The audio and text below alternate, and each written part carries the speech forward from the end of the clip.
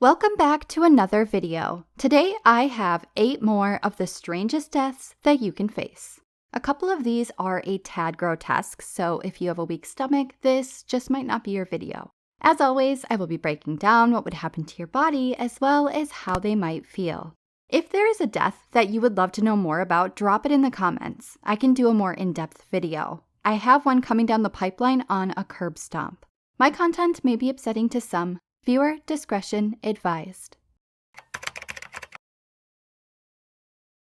I have a feeling that many of you will be shocked to learn how long it would take to die. From the very moment that you enter the crackling 350-degree oil, you will meet a level of misery that you've never known before. There will be no treading at the surface because your movements from here on out will be strictly involuntary. In less than 2 blinks, every single millimeter of flesh will transform into one giant immersion burn. Unlike, say, a pizza oven burn, these are more uniform and escalate freaky fast. Your eyelids will more or less disintegrate and your flesh will look more like oozing muscle as the burning assault nears 3rd degree. This kind of pain simply cannot be topped. Within seconds, that hell oil will bring you to full-thickness burns and your nerves will begin to die. This will cause the sizzling searing to ease up a tad, but it won't feel like a break because, in the near immediate, your blood vessels will begin to cook. As they harden from heat exposure, your blood will coagulate. Once your muscles begin to bake, anyone nearby will smell the metallic, sweet, gamey aroma, almost like a bloody sausage. Moisture will be sucked out, causing your limbs to contort until you are permanently curled up into a pugilistic pose, which is similar to a boxer's stance. By the minute mark, your carotid artery will be crispy and well done. Now you have a major blockage and oxygen is no longer moving anywhere at all. The horror of fry oil is that it will hold in heat like a catsuit made of molten metal, preventing every fiber of your body from breathing. Let's not forget that you are also actively drowning, likely inadvertently welcoming that hell fluid down your gullet and into your lungs. That delicate tissue doesn't stand a chance. If you remain submerged, you will eventually cook the entire way through and might even burst into flames. You'll be long dead at that point, but expect to be alive for up to 3 minutes and conscious for a third of that. This death isn't common, but you don't want to peace out this way. A lot more will happen besides being backed up. People who meet this fate typically suffer from long-term constipation brought on by disease, dehydration, medications, or diet. Over many moons of unsuccessfully passing enough stool, it can not only harden but form a growing mass that becomes impossible to pass on your own. Anything coming in behind becomes stuck, stagnant in your colon. This will create one hell of a profound pain and it will shoot down into your hips, throb into your back, and push on any surrounding nerves. But things will really take a turn when your colon simply cannot support any more waste. It has to go somewhere. You may begin feculent vomiting, which is exactly how it sounds, and it will be violent. The horrid taste of that waste on your tongue will only aggravate your gag reflex more. It will feel impossible to stop. Additionally, your colon may blow, meaning that it will buckle under the strain and perforate. Without immediate help, this is the beginning of the end. It will likely cause one of the most painful infections called peritonitis, where the membrane that lines your abdominal wall becomes inflamed and riddled with bad bacteria. It can also become full-blown sepsis, which is a terror in its own right. So, grab a high-fiber snack and always drink plenty of water. It's a fact that your typical cases of insomnia can increase your risk of heart disease, but that's not what I'm talking about. There is a much more sinister form that has no cure and is fatal 100% of the time. Fatal familial insomnia is a non-infectious prion disease that begins with sleep disturbances and ends with a complete inability to sleep. It's believed that there are a significant amount of undiagnosed cases worldwide due to its vague onset symptoms. Additionally, even the later stages can easily be mistaken for dementia or psychosis. In the beginning stage, patients experience typical symptoms of insomnia, such as difficulty falling and staying asleep. Muscle twitches leading to involuntary movement may also be present. Before you freak out, just know that this symptom is also common alongside non-fatal insomnia. The average length of this stage is 3 to 6 months. In stage 2, sleep disturbances increase, the resting heart rate accelerates, mood changes such as anxiety, depression, and paranoia becomes apparent. There can be difficulty moving and increased sweating. This stage lasts around 5 to 9 months. In stage 3, patients can become unrecognizable. The severe lack of sleep leads to paranoid delusions, lack of coordination, speech difficulty, and, at times, near constant hallucinations. This stage averages a duration of 3 months. In the final stage, patients may lose all ability to sleep. This leads to severe dementia. Patients no longer have a grasp on reality and often forget to feed themselves, hydrate, or bathe. Occasionally, medications like high-dose ketamine or nitrous oxide can be utilized for minimal relief, but they cannot provide a proper REM sleep needed for the body to thrive. Once nearing the end, patients stop responding to external stimuli completely. From that point, it can be days or weeks before death occurs. The final stage lasts an average of 6 months. First of all, you're in for a bit of a process. Human skin doesn't just slide off your body, you'll need to be tenderized a bit. Either you'll be placed in the sun all day until you're burnt to a crisp, or dipped into boiling water. Which would you prefer? Sadly, that isn't even the worst part. Instead of having time to recover from your smoldering pain, the flaying process will begin. The skin on your face will be sliced off first because it's the easiest and most accessible. The cut will extend beneath all layers of skin to just above the muscle. After, small punctures will be made all over your body to score the flesh. Then, very long, thin pieces will be cut and peeled off of you like you're some kind of cutie orange. You will feel every single nerve ending as it is dissected, and these nerves extend into even your deepest layer of skin. This horrific torture will go on for hours. Death will come from blood loss, shock, hypothermia, or infection. Your skin is an organ that keeps in heat and keeps out dangerous bacteria. Without it, you cannot survive. You'll be forced to endure your agony for up to an entire day before your system gives out. Before I get to the last 4 videos, I want to tell you about today's sponsor. Raid Shadow Legends is a game that involves battling, collecting, and my personal favorite, sacrificing champions. If you were the kid in the back of the class that collected Magic the Gathering or Pokemon cards, then you're going to love this game.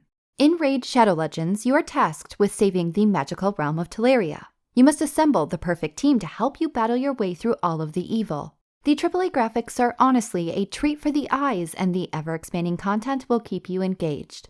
Don't worry, you won't be alone on your quest. You will have the help of some epic heroes to stomp out the enemy. You will get to select the heroes of your choice, and each has their own special abilities unique to them, so choose wisely. If you happen to make a bad selection with a champion and they don't seem to be pulling their weight, that's okay, just sacrifice them, which will help level up the remainder of your team.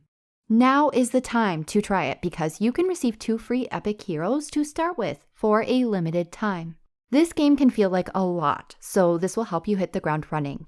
This is a very in-depth game of strategy, so the more that you play, the better you will become. Or maybe, just maybe, you already possess the skill set to become the hero that Teleria needs. Click the link in the description or simply scan the QR code to download and use my promo code MonkeyKing to get ahead with your 2 free epic heroes.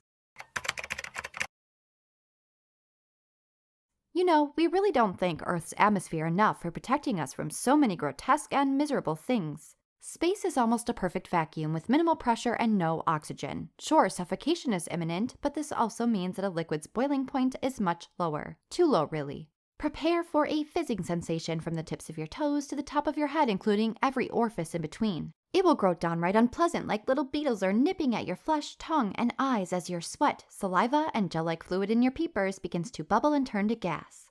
This near-perfect vacuum will also pull any remaining oxygen right out of your lungs, causing them to collapse. The tissue will be further assaulted as that air expands, possibly leading to perforation. Will this hurt, you wonder? Yes, it sure will. And now you're painfully aware of the fact that you are actively suffocating. It's so cold in space that we should invent a new word to describe it. In spite of this, you will not instantly turn into a human icy pop, but you will succumb to painful, ironically burning frostbite. At the same time, you will also sustain 3rd-degree sunburn, believe it or not. Just picture in your mind for a moment what that might look like. We would be a mess. On Earth, our atmosphere acts as a bit of a filter to the UV rays. Remove that and you have sun-dried, extra crisp human sausage. But that's still not all. Also, thanks to the lack of pressure, all sorts of bubbles will form within your remaining bodily fluids. This will cause you to swell up like a balloon, starting with your hands and feet. All of this would transpire in about 15 seconds or so, and then you'd be out due to lack of oxygen. Death would come surely within 2 minutes. You would become a bloated beyond recognition frozen solid slab floating around in space. Isn't science fun? Just a few months ago in November, a man suffering from a mental health crisis was being held in jail awaiting a competency hearing. Hours after being taken into custody, he was found dead in his cell without signs of foul play. Nobody knew what went wrong until the coroner released his autopsy report, and the results were shocking. His cause of death was water intoxication. You absolutely can die from drinking too much water. It's not the worst way to go, but it's no cakewalk. First of all, this man drank the deadly amount of water while in jail. In order to consume a lethal amount, it must be consumed in a short period, and the consequences happen fast. The average healthy individual is typically not capable of doing this accidentally. It takes extenuating circumstances like health conditions, certain drugs, or even dangerous contests. One woman died while trying to hold her wee for a wee. The high water intake is too much for the kidneys to keep up with, and in turn, it basically dilutes vital electrolytes in the blood. This can result in symptoms that can trick you into drinking more water. It can actually make you feel thirsty or as if you're dehydrated. Additionally, fatal cases result in cerebral edema, meaning brain swelling and fluid retention. Symptoms include brain fog, muscle weakness, nausea, vomiting, vertigo, and dizziness. Once the brain begins to swell, things get more uncomfortable. Vomiting grows more violent, confusion increases, the head aches so much you'll wish to be sedated. Eventually, seizure, coma, and death can occur. A fatal amount varies from person to person, but is estimated to be around 6 liters within a couple hours span of time.